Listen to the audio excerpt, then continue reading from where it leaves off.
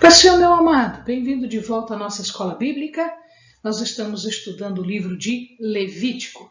Então, pegue a sua Bíblia, pegue o seu caderno de estudos, ore ao Senhor, pede a Ele discernimento, entendimento, conhecimento, sabedoria, pede a Ele proteção, para que nós possamos desvendar dos seus mistérios.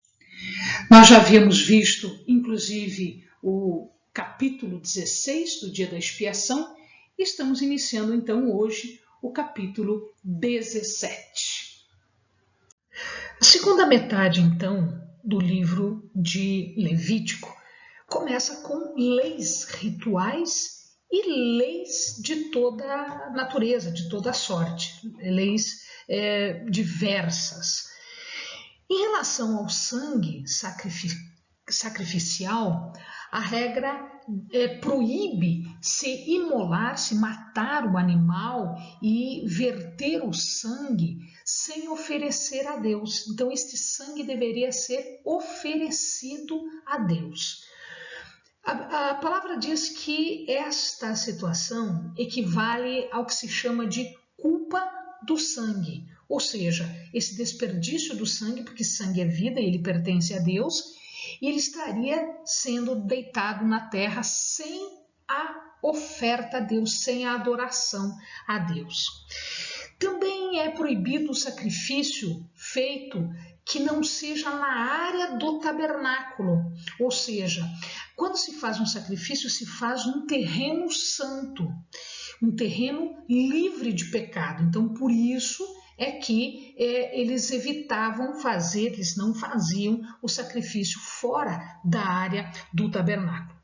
Quando eles entraram na Terra Prometida, ficava um pouco complicado isso, porque às vezes eles moravam em lugares longínquos e para trazer os animais até o local do tabernáculo e depois para o lugar do templo, ficava muito complicado. A logística disso tudo era um pouco complicada.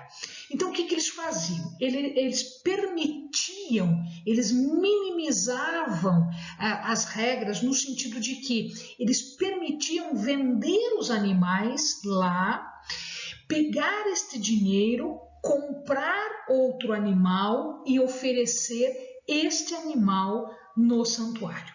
Então, exatamente porque ficava muito complicado, ficava muito difícil, às vezes era muito longe, e vocês lembram, né, amados, que naquela época não tinha carro, não tinha carroça que levasse esses animais, não tinha nenhum meio de transporte em que os animais pudessem sair de um lugar e ir para outro lugar sem muitos danos. Então corria-se o risco do animal morrer no caminho, né, o que perderia todo sentido.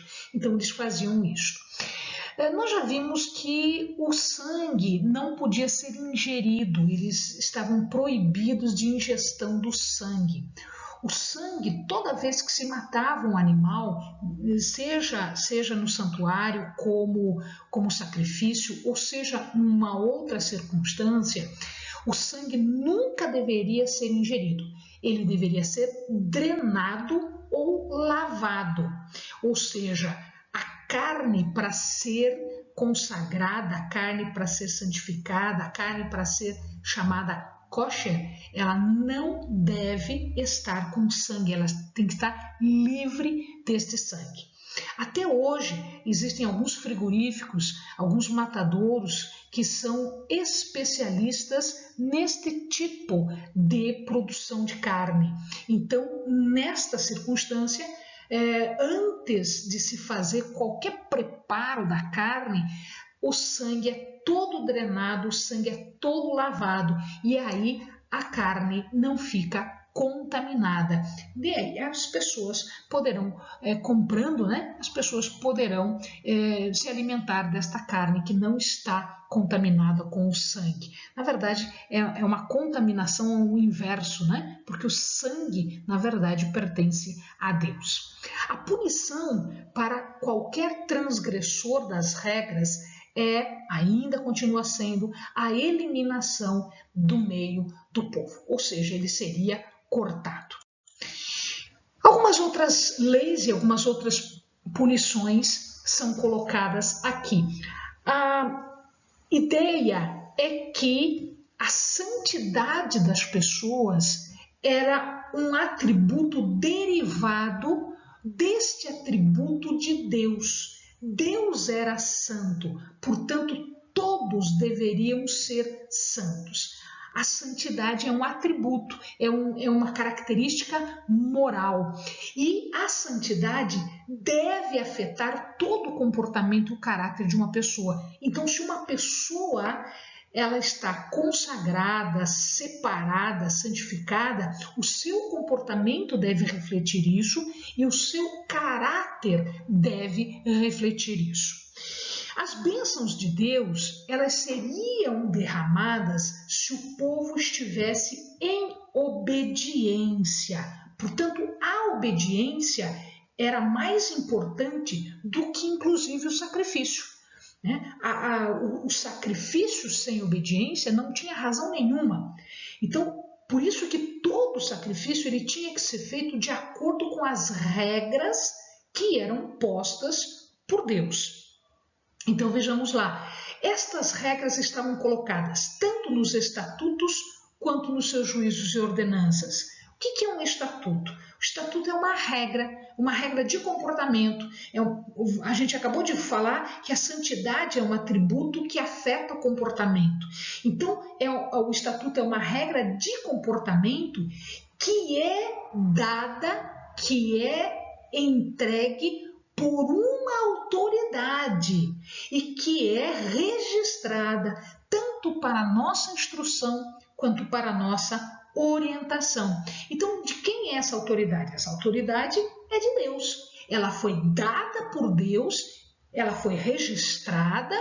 Então, os livros da lei, a Torá, que eles chamam de Torá, ela registra esses estatutos que foram dados por Deus. Para que esses estatutos? Para nossa instrução, para nossa orientação, para que nós saibamos como proceder da melhor forma possível, consagrando o nosso ser, o nosso comportamento, o nosso caráter. Juízo ou ordenança é uma decisão jurídica, é uma decisão dada por uma autoridade. Então, por isso que a decisão de Deus para algumas questões nós chamamos de juízo, o juízo divino ou uma ordenança divina. Então, a diferença é apenas que uma foi dada antes, outra foi dada depois.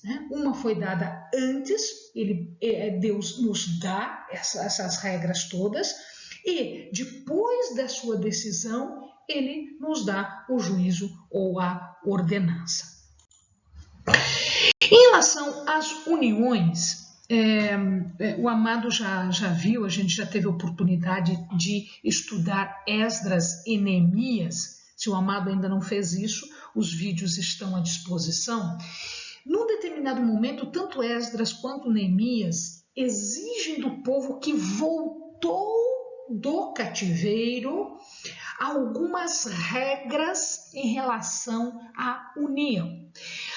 Aqui, quando Levítico fala da união, ele está colocando algumas outras regras um pouquinho diferentes, não somente em relação ao povo com o qual eles estariam se unindo, mas dentro do povo, para evitar as relações entre parentes próximos ou com um grau de parentesco, com sanguinidade, ou seja, é parente, é do sangue, ou por afinidade, ou seja, ligação pelo casamento. Então ele fala de carne da sua carne, ou seja, é um parente próximo, um pouquinho mais distante, mas existe consanguinidade, existe relação de família. E a afinidade, a ligação é pelo casamento, não é pela descendência, mas é pelo casamento. É importante notar que uma questão bastante curiosa é que os egípcios e alguns povos, eles casavam dentro da família para evitar diluir isso. Isso fez com que os seus filhos, os seus descendentes, pudessem apresentar ou tivessem algumas doenças que pela consanguinidade ficavam mais óbvias. Então, irmão casando com irmão, mãe com filho, filha com pai, ou seja, essa consanguinidade era muito comum nos povos pagãos.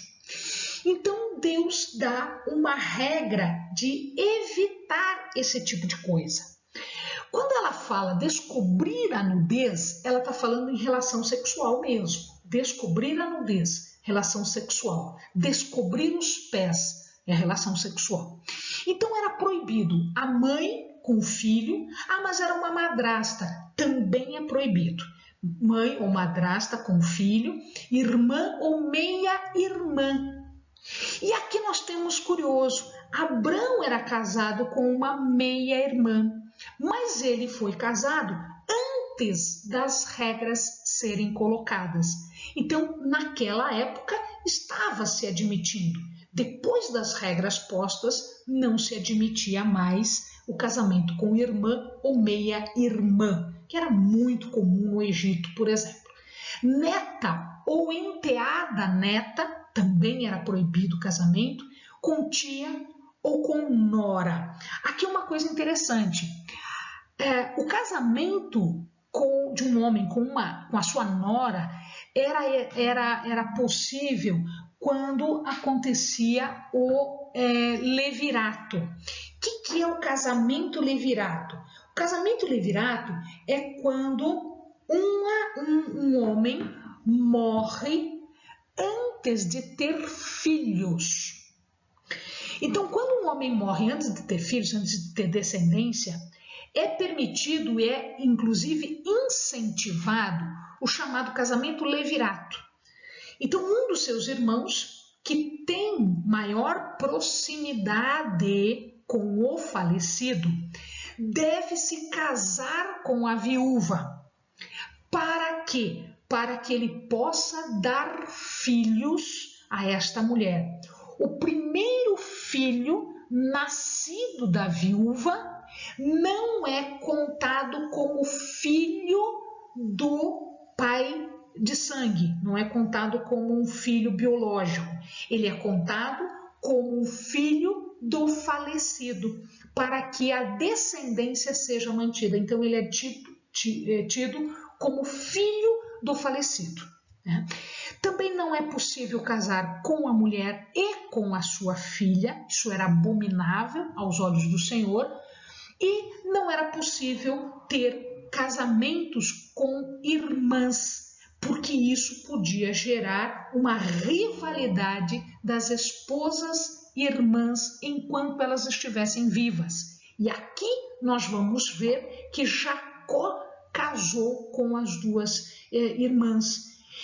Inclusive as 12 tribos, alguns filhos dele, das 12 tribos, são filhas de duas irmãs. Mas a regra não existia ainda, então foi admitido que se casasse. A partir da regra não era mais admitido. Herodes, não Herodes o Grande, Herodes, filho de Herodes o Grande, ele casou com Herodias, a esposa do seu irmão, um outro irmão, também chamado Herodes. Essa situação fez com que João Batista denunciasse o Herodes por ter se casado com ela. E lhe custou a cabeça. Ou seja, Herodes, seguindo um pedido de Herodias, e principalmente da sua filha Salomé, o que ela fez? Ele matou João Batista e decepou-lhe a cabeça, dando-lhe presente para Herodias. Também é proibido a união, a relação sexual durante a menstruação. Nós já vimos que a menstruação torna a mulher impura. Então, se procura evitar a relação sexual durante a menstruação. Algumas proibições ainda são colocadas aqui. O adultério, mas o adultério já estava previsto nos 10 mandamentos. Então, o adulterar já havia sido discutido antes e aqui se renova a proibição de adultério. A dedicação de crianças a um deus chamado Moloque ou Moleque. Então, cuidado aqui, Moloque ou Moleque é um deus cananita que exigia a morte, o sacrifício de crianças. As crianças eram jogadas vivas no fogo, dedicando-as a Moloque. Nós tivemos alguns reis que fizeram isso. Isso era um costume pagão, abominável e que eventualmente aconteceu de alguns hebreus fazerem isso, inclusive reis. A homossexualidade também era proibida. Nós temos o caso aqui de destruição de Sodoma e Gomorra, apesar de que não está dito explicitamente que era um caso de homossexualidade, mas eles eram homossexuais, isso fazia parte, né, da cultura deles, e a cidade foi destruída exatamente porque chegou num nível de corrupção, num nível de pecado tão grande que Deus mandou então a destruição, o fogo destruidor de Sodoma e de Gomorra.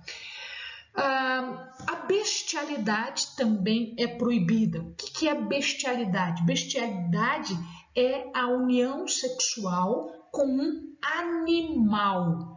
Então, fazer sexo, ter relações sexuais com um animal, isto era chamado de bestialidade. E isso era abominável. E este era também um costume pagão. A dedicação a Moloque, a homossexualidade, a bestialidade eram coisas muito normais nos rituais pagãos. Outras obrigações e outras proibições. Então agora a gente tem uma sequência que eu não vou me demorar muito, porque são muito fáceis de entender, são muito tranquilos de entender, então não há necessidade de nós nos demorarmos nisso. A reverência para com os pais era uma obrigação, nós já vimos isso na lei nos 10 mandamentos, então já estava colocado isto lá. A proibição de idolatria também já estava colocado lá nos 10 mandamentos. Interessante aqui que ele usa para ídolos, ele usa uma palavra que é Elilim. E a tradução de Elilim quer dizer ídolos, né? Para nós é ídolos, mas a tradução, a palavra quer dizer coisa de nada, ou coisa que não existe. Então o ídolo é uma coisa de nada, é uma coisa insignificante, é uma coisa que não existe. Só que as pessoas faziam idolatria. E isso, né, nós temos aí algumas questões bastante importantes em relação à idolatria, bastante consequência em relação à idolatria.